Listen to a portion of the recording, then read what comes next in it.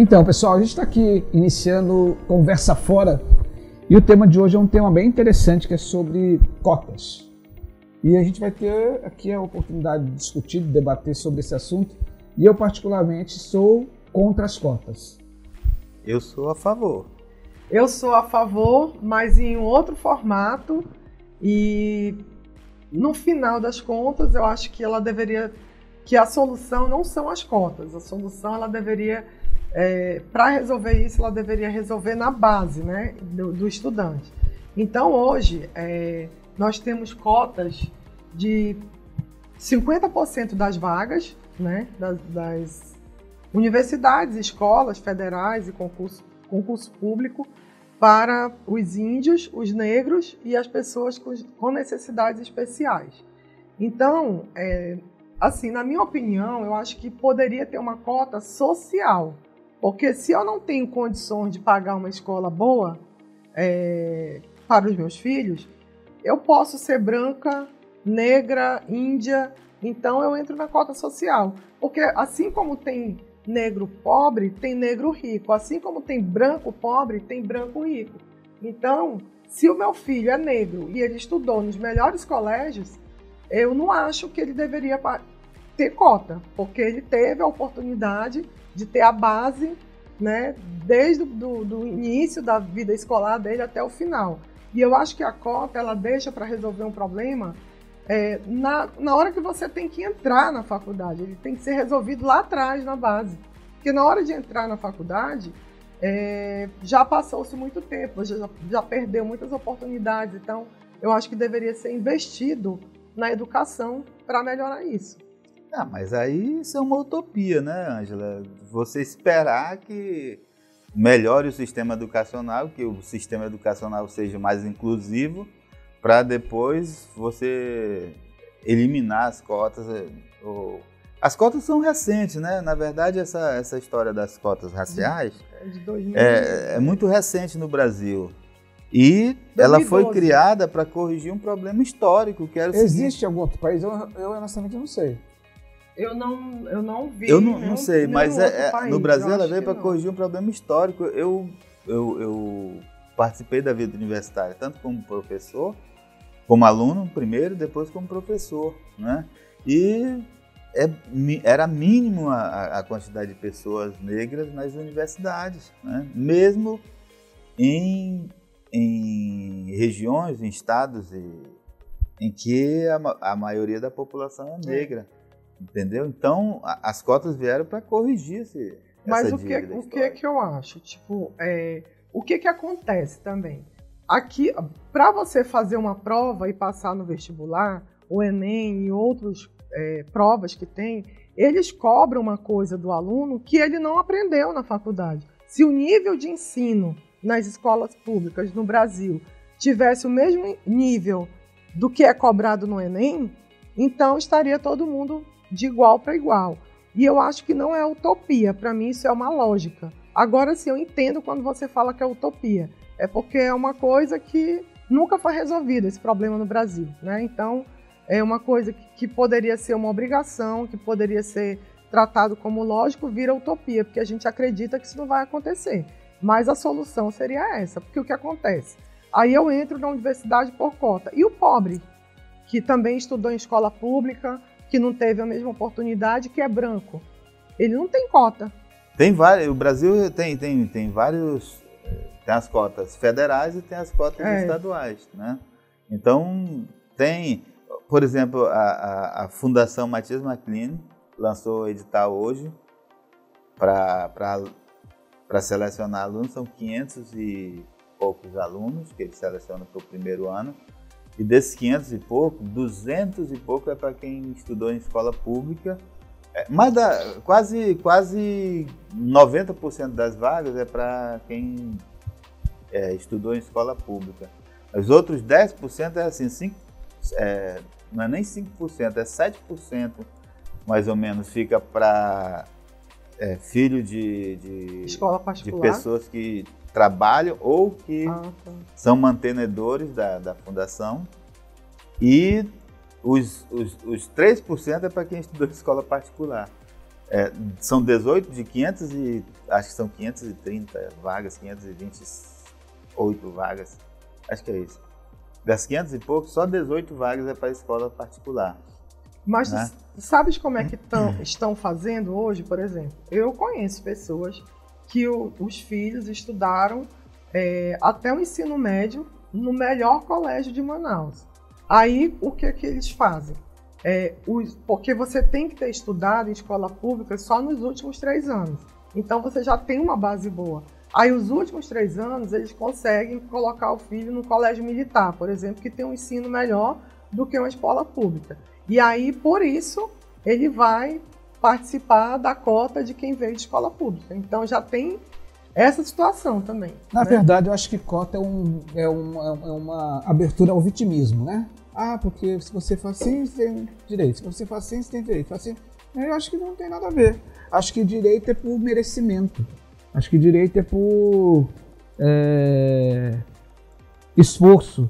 Acho que direito é por exclusão de outros. Acho que é simples. Eu acho que cota é um negócio de vitimização.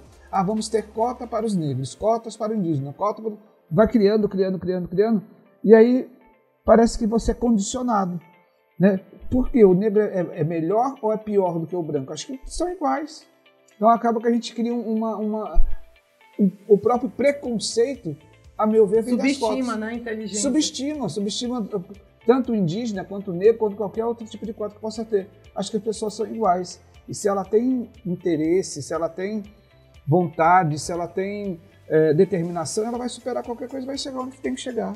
Eu acho que isso é muito vitimismo. Acho que é um discurso muito vazio, não sei, não me convence. Eu discordo totalmente, Marcelo. Eu acho que não se trata de vitimismo, não. É porque as cotas, elas nascem de uma análise do processo histórico brasileiro, né? O que aconteceu quando o Brasil faz a abolição da escravatura, né? Foi feito um processo de reforma agrária no Brasil, cada negro ganhou sua terra. Não, cara, eles foram jogados na rua, entendeu? Esse pessoal foi escorraçado lá, tiveram que contratar pessoas para trabalhar e os negros nem isso deram para eles, expulsaram eles das fazendas e os caras ficaram sem ter onde morar, entendeu? E aí você começa um processo de favelização no Brasil que perdura até hoje. Essas pessoas não têm recurso para pagar uma escola particular que tu tens para pagar para tua filha, entendeu? Aí muito isso fácil. Não é a verdade única. Não, claro que é. Lógico que não. Claro que é. A maioria da população não tem condição de pagar a escola. Por que eu tenho que pagar uma escola particular para minha filha? Por quê? Eu, por exemplo, estudei a minha vida toda em colégio público. Ela estuda em colégio público. E nem por isso ela vai ser melhor ou pior se ela não estudar. Mas, Marcelo, antigamente, o ensino nas escolas públicas, eles eram melhores do que hoje. Sim, isso eu concordo. Eram melhores. Hoje, o aluno não é mais reprovado, né? Então, hoje, o aluno ele vai para outra série pagando matéria. Então, nós, naquela época, nós sentíamos, de certa forma, ou vou ter que estudar, ou então vou ter que fazer essa série novamente. Eu vou ter que repetir tudo novamente. Então, querendo ou não, era uma pressão para você passar. Eu vou pegar um exemplo próprio, né? A Marcela, que é minha filha, a Marcela, ela estudou, o máximo que ela estudou foi na escola militar, colégio militar. Aliás, bem pequenininha, lá atrás, maternal, ela estudou 4 anos em escola particular. Aí depois ela foi para a escola pública. E depois, 2 anos ou 3 anos, ela estudou escola particular. Aliás, escola do Exército, como que é? Escola militar. Escola militar. E agora ela está na pública. E eu tenho certeza que ela vai dar certo. Porque ela é estudiosa, ela tem o prazer de estudar, ela é dedicada, ela não sei o que, não sei o que. Então acho que vai da pessoa. Acho que tem que ser da pessoa. E quanto tem gente, e eu tenho exemplos claríssimos também, de gente que tem todos os recursos disponíveis, que nasceu em berço de ouro, que é filho de renomados empresários aqui na Amazônia, e o cara não quer nada com nada. Eu acho assim, né, que a Marcela... mas essa é a exceção. Isso aí é a exceção da regra.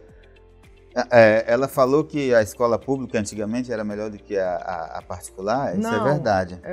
A escola pública era melhor. Então, acontecia até o seguinte... Melhor do que a pública hoje. Antes só existia escola pública, né? Na época do meu pai, por exemplo, você fazia o exame admissional ali para entrar no ensino médio, fazer o ensino primário e depois fazer um exame admissional para entrar no ensino médio. Já tinha esse processo seletivo. Já tinha um crivo, né? Agora, quem era que ascendia para o ensino médio, quem era que conseguia as vagas na universidade?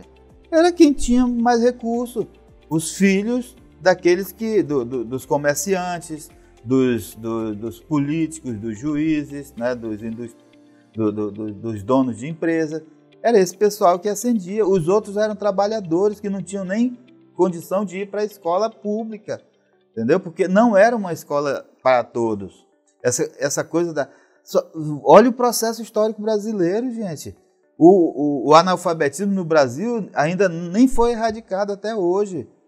Aí você diz, não estuda quem não quer. Não é bem assim. Não, peraí. Não é bem assim. Tem suas exceções, né? Em lugares longínquos e tal. Mas hoje está muito próximo às coisas. Vão existir as exceções, sim. Acho que a gente tem que tratar como exceção. As cotas, para mim, não é um processo de exceção. Aliás, a cota, para mim, é um processo de exceção.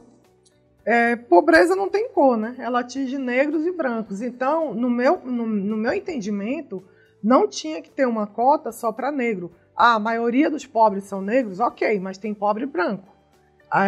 Índio tem menos oportunidade, ok, mas tem branco também sem oportunidade.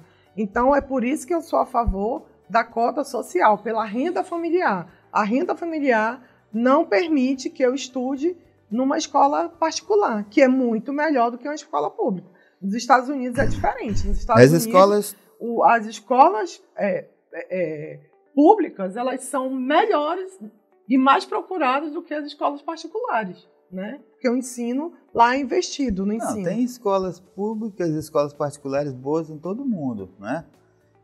Aqui no Brasil também tem boas escolas públicas. Agora, o que eu pergunto é o seguinte,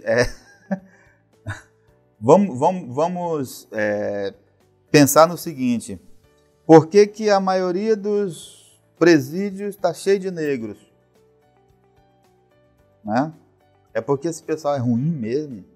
É porque esse pessoal teve oportunidade na vida, mas não soube aproveitar? Faz parte do meio que você vive, né? A não ser que tem pessoas que vivem numa comunidade, né, numa favela, e que ela decide ter uma vida diferente, mas a maioria que vive numa comunidade rodeada pelo tráfico, pela violência, ela acaba fazendo parte daquele meio. Então, tem estados que têm mais negros. Aqui no Amazonas, por exemplo, era um estado que não tinha negro. Pois é, tem agora com a chegada dos haitianos. As cotas começaram a ser criadas porque, por mais que os negros ou as pessoas mais pobres que não tiveram condição de frequentar uma boa escola que preparasse ele para um vestibular, por mais que eles tentassem o vestibular, não conseguiam passar. Só conseguiam, no máximo, para aqueles cursos que ninguém quer, que o rico não quer fazer, entendeu? São as licenciaturas, né? O filho do rico, ou o filho do juiz, ele não quer fazer licenciatura, ele quer fazer medicina ou direito, ou, né? São odontologia, essas coisas. Então, antigamente você via, não tinha um negro no curso de direito, não tinha um negro no curso de medicina, não tinha um pobre no curso de medicina. Com as cotas, você vê pobres e negros hoje nos cursos de elite, que a elite quer, porque antes ninguém conseguia entrar. Eu não sei nem se o fato dessa inserção dessa população no curso superior é proveniente das cotas, sabe? Eu acho que é mais uma questão de programa, mais uma questão de programa de governo do que qualquer outra coisa, né? Mas você tem certeza disso? Esses fundos, né? Por exemplo, nas duas universidades que eu dou aula, no período noturno, a grande maioria das pessoas são de bolsas ou são desses fundos, né? FIES e Companhia Limitada. Então, assim, você tem isso que são esses programas do governo que existem, acho que há 8 anos. Falando de escola particular, é essa a realidade, mas falando de universidade particular, é essa a realidade. Agora, falando de universidades federais, é essa outra realidade, que é da cota, né? Então, o filho do rico, como o Valmir está falando, o filho do rico, ele estuda e às vezes não é rico. Gente, classe média, a prioridade é o estudo do filho. E aí ela coloca numa escola particular. Não precisa ser rico, né? Basta você ter condições de pagar a escola e também ter uma vida ali com o mínimo que é necessário. Então, o que acontece? O filho de pessoas com melhores condições financeiras estudam nos melhores colégios e aí depois, nos 3 últimos anos, eles fazem o pré-vestibular, que é o reforço, né? Então fica na escola, vai para pré-vestibular. Aqui em Manaus tem pré-vestibular que é quase R$3.000, que é a maior aprovação de medicina. Então, eu vou falar outra coisa que parece ser utopia, mas o que deveria ser feito? Ter também um pré-vestibular preparatório que fosse público, para esses jovens terem a oportunidade de fazer um cursinho e se prepararem melhor. Porque o que acontece? Eu estudei a vida inteira numa escola pública. Eu não sou uma aluna dedicada, porque tem pessoas dedicadas na escola pública, como a Marcela. Eu não sou uma aluna dedicada. Aí eu passo no vestibular de medicina por cotas, e direito por cotas. E aí eu não tive aquela base necessária. E que tipo de profissional eu vou ser, sem ter aquela base? Mas olha só, né? O que eu escuto muito falar é o seguinte: o aluno que vai para a escola, para a universidade federal ou estadual, universidade pública, geralmente não são alunos que estudaram em escola pública. Ao contrário, são alunos que estudaram em escola particular. Mas 50% das vagas são para os alunos cotistas, negros, índios e com necessidades especiais.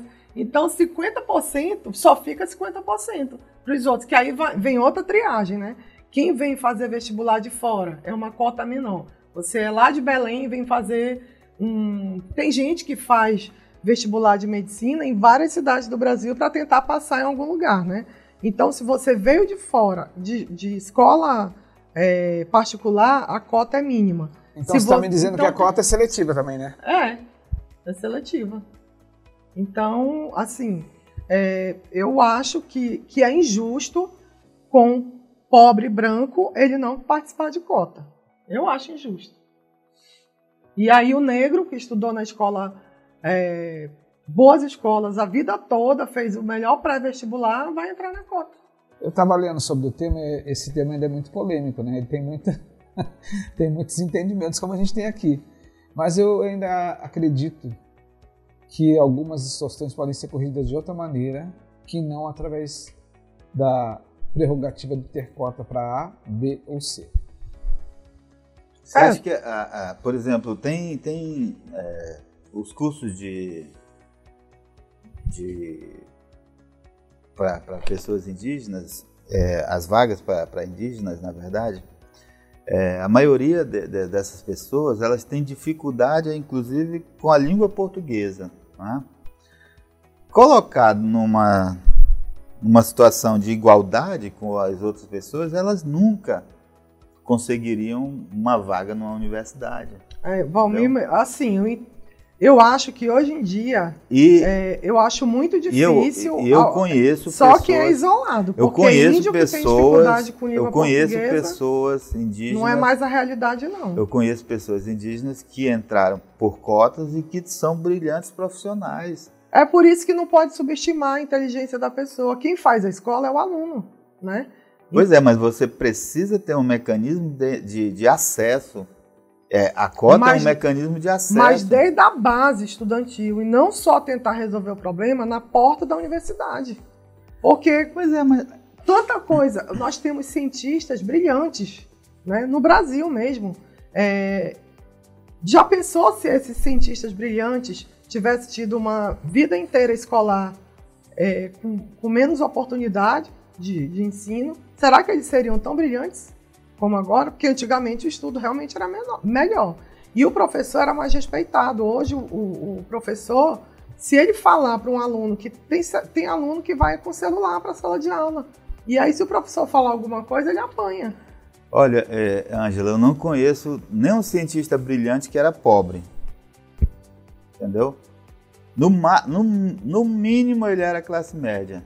A maioria dos cientistas eram abastados. Eram pessoas que tinham dinheiro para investir. Que vieram de escola pública, Valmir. Que antigamente as pessoas... Não, mas antes não tinha escola particular. Então, claro que não existia escola particular. Mas a escola pública não era acessível para todos, gente. Eu acabei de dizer isso. A escola pública era só para a elite. Os pobres nem sabiam o que era escola.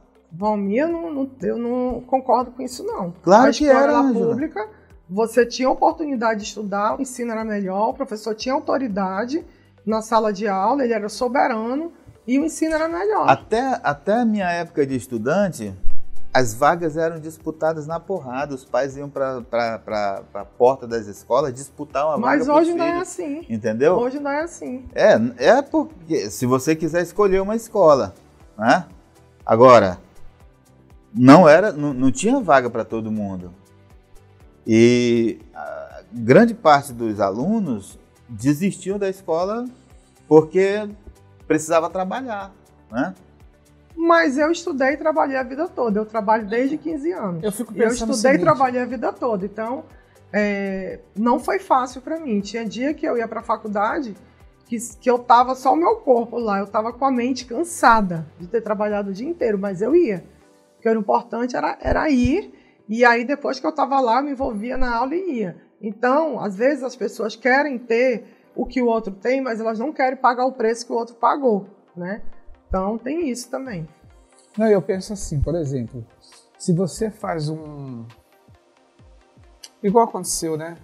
Estou me recordando aqui agora. Para mim, me incluir no segundo grau, que era escola pública. Eu tive que fazer uma prova lá. Era um teste, não me lembro do nome do negócio lá, mas era um teste. Tinha que fazer lá em Pindamonhangaba, para você ter uma vaga lá na escola, Escola Estadual João Pedro Cardoso, lembrei agora perfeitamente. E aí lá, o cara lá, tantas pessoas entravam, mas era pelo teste que tu fez. Né? Pela base que tu tinha. Pela base, pelo teu esforço, ela pelo conhecimento. Agora eu pego e falo assim, eu tenho 100 vagas, 10 é para fulano, 10 é para fulano, 10 é para fulano, e sobrou 70 vagas. É justo isso? Aí fica mais difícil, né? Pois é, mas por que aconteceu isso, Marcelo? Por que nós chegamos a essa situação? Porque quem tinha condição no Brasil colocava os filhos nas melhores escolas, preparava isso, inclusive em cursos pré-vestibular, e eles ganhavam todas as vagas. As vagas dos melhores cursos iam para essas pessoas, entendeu? Você chegava lá no curso de medicina, todo mundo de carro, né? Todo mundo de carrão, você ia lá no ICHL, que era o curso de Ciências Humanas, todo mundo de ônibus, entendeu? Essa é a diferença, cara. É isso que as cotas vieram tentar combater, entendeu? De incluir pessoas que não tinham como chegar. Valmir, eu só não acho justo o branco, que também é pobre, não fazer parte da cota. Eu acho que não tem que diferenciar por cor, entendeu? A cota deve ser para todo mundo que está na mesma condição do negro. É isso que eu acho, entendeu? Mas aí a questão é de justiça social também. E isso não sou eu que estou dizendo, são os dados do IBGE. A maioria da população em determinadas regiões do Brasil é negra, entendeu? E a maioria dessa população negra é pobre. Mas tem branco também. Tem, e mas aí é o minoria. branco não tem a mesma Vai numa favela do Rio, negro. ver quantos brancos tem e quantos negros tem. Mas e aí, se tiver digamos que tenha 5 negros e um branco. Aí os 5 negros entram na cota e o branco não entra? Eu sou a favor do que é justo, é justo. Para mim é injustiça. O branco entra na outra cota. Uma cota menor. Não é. A cota não é dividida. Não, uma cota. Ele entra no mínimo da nem cota. É a maioria. Tu falaste que é 50%. 50% para negro e pessoas com deficiência. Então, eu continuo com essa posição. Eu acho que não é injustiça as cotas raciais. Não é uma injustiça, é uma correção histórica. Né? É uma reparação histórica de um processo que o negro sempre ficou alijado do processo histórico brasileiro, desde a escravidão até hoje. São injustiçados. Valmir, mas eu via alguns pensadores falando e professores, estudiosos falando que a gente tem algumas pessoas que têm esse discurso. Por causa da escravidão, né? Os negros sempre foram escravos, tiveram menos oportunidades, e aí isso é uma correção dessa história. Mas eles dizem que, na verdade, hoje isso é uma correção do problema social que o Brasil tem, né? Então, hoje, virou um problema social, como tu falaste, falta de oportunidade e tudo. Então, a escravidão já acabou há muito tempo, eu acho que já daria tempo de se refazer, já é outra geração que realmente vieram descendendo dessas famílias com menos oportunidades, mas eu acho que hoje virou um problema mesmo social. E eu não consigo entender por que eu ainda não consegui entender o teu posicionamento com relação à cota, se tu acha que o branco pobre, que é tão pobre quanto o negro, não deveria participar de 50% da cota. Essa é a minha pergunta para ti. Não, eu acho que deveria ter essa correção. As cotas para negros foram criadas porque você tinha dados estatísticos, isso as universidades todas têm. Era uma minoria nas universidades que conseguiam acesso. Então vamos criar cotas para que os negros também tenham acesso. E os brancos que não têm acesso? Mas todos eram brancos, Mas todos que estavam lá, mas tem muito branco fora da universidade, é isso que eu falo. Tem, mas não tem universidade para todos também. Ele tem que entrar na cota. Precisa de acesso a todas. E, na verdade, a cota ela está remediando aquilo que eu falei lá atrás, que isso tinha que ser revisto, e desde a primeira série até o ensino médio, ter ensino de mais qualidade, ter pré-vestibular, ser corrigido isso, para o aluno ir para a faculdade com a bagagem, com o conteúdo. E mais preparado. Era essa correção. Isso existe o mundo real e o mundo ideal. Claro, né? Mas olha, eu conheço pessoas que os filhos estão na escola particular e não estão nem aí para o estudo. São pessoas que não sabem escrever. Igual o Marcelo falou ainda. Entendeu? E que vão chegar lá e vão levar P no vestibular, no Enem, entendeu? Porque não estão se preparando na escola, estão indo para a escola como uma... Enquanto isso, tem crianças e adolescentes que estão dando sangue nas escolas públicas para tentar um lugar ao sol, né? Principalmente os negros. E aí, quando chega na hora H... Aí o pai diz assim, olha, como tu não está preparado, vamos pagar um curso pré-vestibular para ti. E o cara vai ficar chupando o dedo de novo, aquele que estava esforçado lá, que se esforçou para conseguir chegar lá, não chega porque o outro que tem mais condição aqui, ele paga um pré-vestibular e resolve o problema do filho. Mas isso que tu estás falando é mais difícil acontecer numa escola pública, porque se o professor da escola particular... Porque se o professor da escola particular, ele vê que o aluno não está fazendo tarefa, ele não está participando da aula, a primeira coisa que eles fazem é chamar o pai. E o pai paga a escola, ele não vai querer ficar pagando escola para o filho que não está dando valor. Então, ali, trabalham em conjunto o pai e o professor. Quando você chama numa escola pública, eles não respeitam, não são todos, mas alguns não respeitam o professor. Quando o professor chama o pai também passa o dia fora trabalhando por necessidade, e a mãe, e não tem autoridade sobre o filho. O filho continua fazendo o que quer. As minhas filhas estudam em escola particular, e lá isso que tu está narrando da escola pública é o que acontece lá na escola particular. E os pais nem acreditam. Se o professor chama lá, o pedagogo chama, o pai ainda fica bravo por ser chamado a atenção, entendeu? Porque ele está pagando para o filho... Mas o resultado vai falar por si. Entendeu? Quando o filho dele for reprovado. Então não existe isso. O resultado vai falar por si. Né? Mas isso não acontece na maioria das escolas particulares, não. Então, talvez tenha nas escolas de muito elitizadas. Tu vais querer pagar uma escola para tua filha e ela não está estudando? Não, tu vais acabar cobrando elas mais. Estudam, elas tiram boas notas e estudam pra caramba, na escola e em casa, entendeu? Agora, tem família que não tem nem ninguém para cobrar em casa.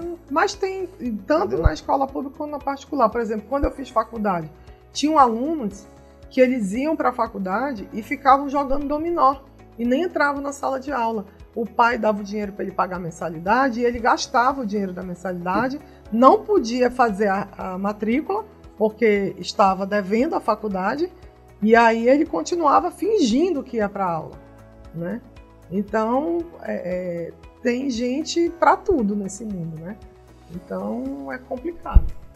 Eu acho que vocês me abriram um leque para reflexão, né? Mas eu ainda creio que as cotas são bem injustas em um momento. Em outro momento, vamos me dizer que é inclusiva. A Ângela colocou aqui que essa questão de independente da cor, eu acho que é um bom debate. Acho que valeu esse debate aí, porque realmente abre o nosso pensamento para a gente refletir, né? Essa correção histórica que o Valmir colocou, acho que é bem interessante esse ponto de reflexão. É isso aí, gente. Ok. Foi-se? Foi-se. É isso? Tem mais assunto aqui, mas não tem assunto que não acaba nunca. Por isso que a conversa fora. Por isso que a conversa fora.